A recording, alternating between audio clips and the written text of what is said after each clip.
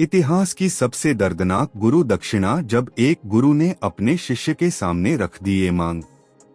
गुरु दक्षिणा की सबसे बड़ी मिसाल हिंदू धर्म की गुरु शिष्य परंपरा में सबसे चर्चित प्रसंगों में से एक है द्रोणाचार्य और एकलव्य की कथा।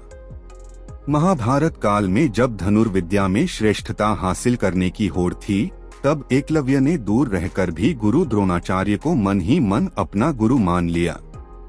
एकलव्य वनवासी था और उसे औपचारिक शिक्षा का अवसर नहीं मिला। फिर भी उसने हार नहीं मानी।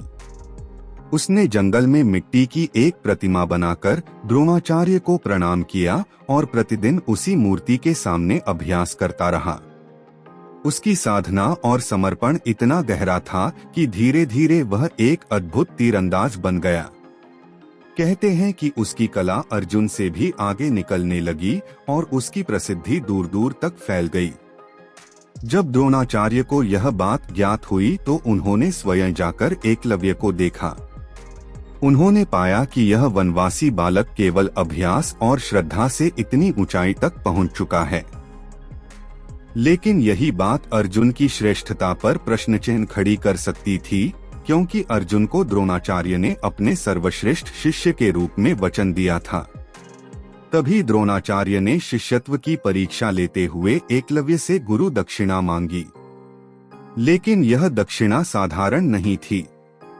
उन्होंने मांग की कि एकलव्य अपना दाहिना अंगूठा काटकर उन्हें अर्पित करे, क्योंकि धनुर्विद्या में अंगूठे का स्थान अत्यंत महत्वपूर्ण होता है और बिना उसके तीरंदाजी अधूरी हो जाती है।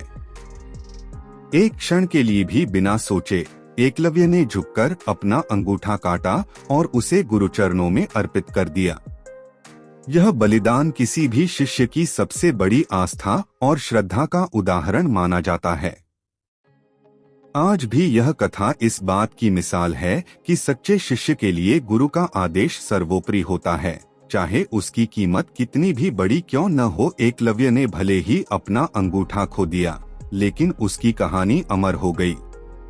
वह इतिहास के पन्नों पर आज भी उस शिष्य के रूप में याद किया जाता है जिसने गुरु दक्षिणा के लिए अपना सर्वस्व न्योछावर कर दिया।